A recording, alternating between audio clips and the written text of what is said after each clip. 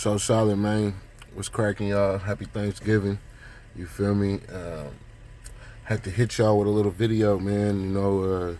We got some shit going on in the hip hop world with Takeoff's passing. And when it happened, you feel me? I wanted to make this video, but your guy don't really do things like this, man. I don't really make videos and give people advice and share stories and shit like that. You feel me? But I'm gonna start doing it.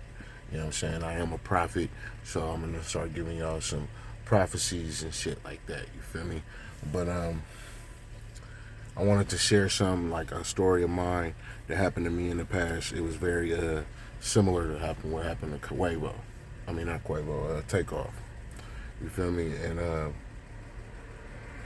I'm saying I'm trying to help out my younger brothers out here, my young ninjas. You feel me? I'm somewhat like an OG now. You feel me? So I'm trying to pass down game and give my 2 cents on shit. So here we go, story time. And first of all, let me give some disclaimers real quick. Ain't no way am I trying to compare my situation identically to Takeoff's, because it's not identical. It's very similar. Has a lot of similar things that happen, a lot of similar situations involved in it, but it's not identical. So I'm not trying to say, all this shit happened to me too. No, but I find that black men in America, especially young ones, we brainwashed with a lot of bullshit, you feel me? On a lot of stupid shit. We be on a lot of dumb shit. And we think that shit is normal because that's how we raised. You feel me? But we find ourselves in situations where we don't even need to really be in them motherfuckers if we was using our brain in the right way in the first place. You feel me? So, like I said, I'm not trying to say my shit was identical, but I find a lot of stories like this in my lifetime are similar. You feel me? Like they very, very synonymous. So, bam, here we go. So I found myself, you feel me? This is like probably shit, a little over 10 years ago. Just a little bit over, probably like 12, 13 years ago or some shit. Found myself at a former loved one's house, and I'm around people that, you feel me, that I'm thinking I'm good with. You know what I'm saying? Like some of these people are there I consider family. Some of these people there I consider friends. Some of these people there I consider acquaintances. And some of these people I didn't know. That's one similarity right there. There you go with Takeoff. You feel me? Didn't know everybody there, right? But you there, and you around a whole bunch of people with mixed affiliations, right? So I found myself there shooting dice. I'm not gonna get too detailed into the story, but I was basically, I was shooting dice with a bunch of niggas, and the main nigga I was shooting with was a nigga I had just met that day. You feel me? So, and it's a lot of people involved, and I'm not gonna mention no names because we don't do that shit here. But it's a lot of people involved, and I'm like I said, I ain't mention no names, but we'll just call this one individual op. You feel me? So the op, you know what I'm saying?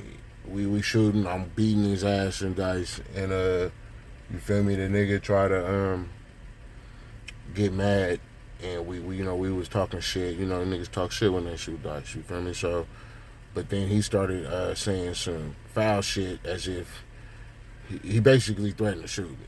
You feel me? But just talking kind of like out the side of his neck, not super serious, but like we sitting there talking shit, and he said he gonna pop me. I take threats upon my life very seriously, especially from people I just met.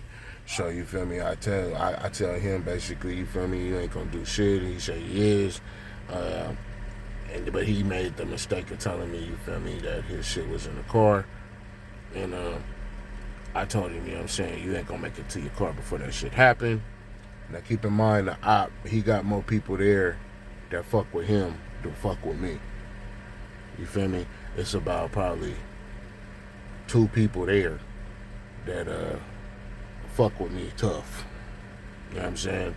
But he got at least about 3 or 4.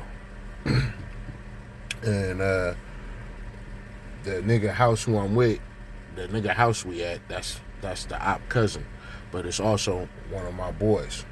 We've been boys for a minute. You feel me? At the time, I considered him a true friend. You feel me? So, um, boom, he ain't there though. It's his spot, but he ain't there at this time. He had kirked out for a minute. So, bam, that situation happened. I get up, I'm threatening him. He trying to get to the door. I'm pushing him, and I'm a little bit more bigger than this dude, so I'm already knowing I could whoop this nigga. You feel me?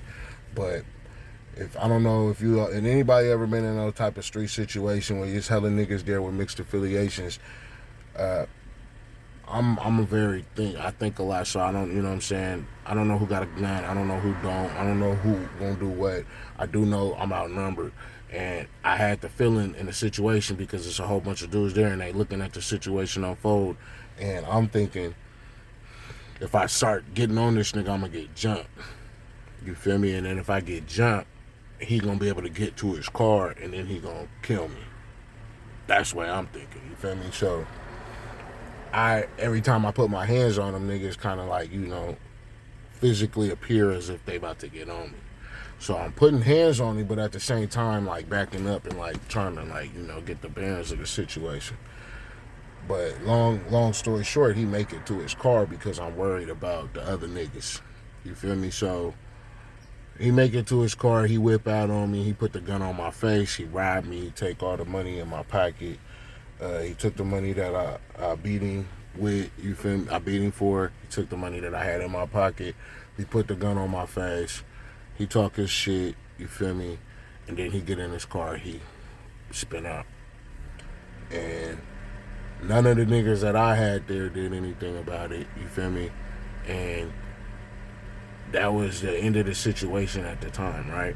So what I'm saying, what my situation is, I easily could have been a takeoff. And not just me, somebody at that spot could have been a takeoff. Just from you feel me, a dice shooting situation. Anybody there could have got shot. Any of the things that happened, the way it happened, luckily nobody did get shot, right? But the way it could have happened, he could have started busting indiscriminately, or I move and somebody else could have got shot. He could have shot his own man. You feel me? He could have shot me. He could have shot anybody there.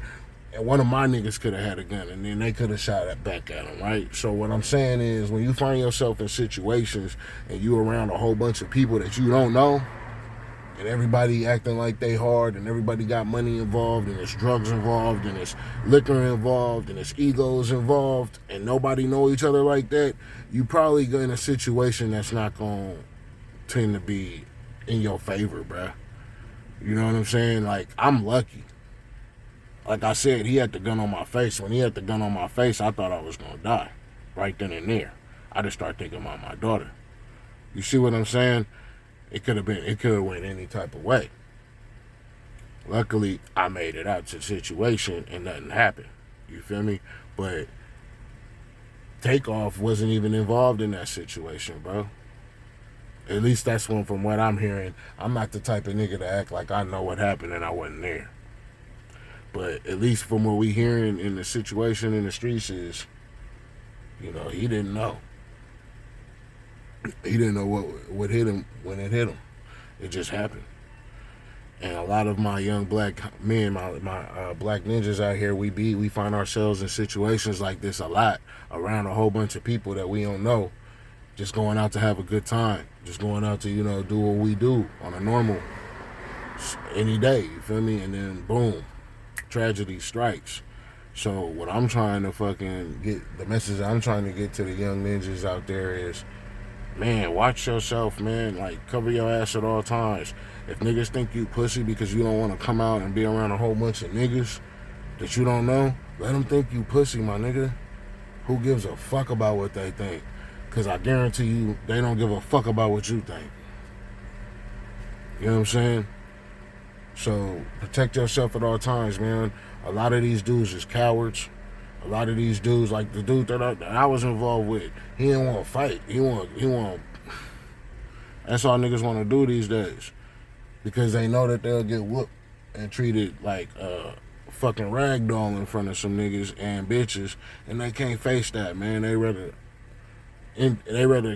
take your life, ruin their life, and ruin everybody else's life around them than have they pride taken away from it. And a lot of niggas is like that, man. And if you hanging around 16 niggas, I can guarantee you at least 13 of them niggas is on that type of shit, man.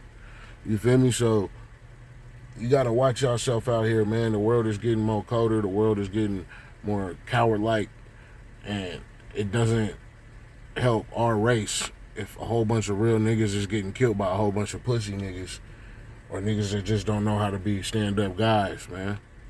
It's just watering our shit down. You feel me? It's making us weaker. It's not making us stronger. Y'all brainwashing yourself and making yourself believe it's making us stronger.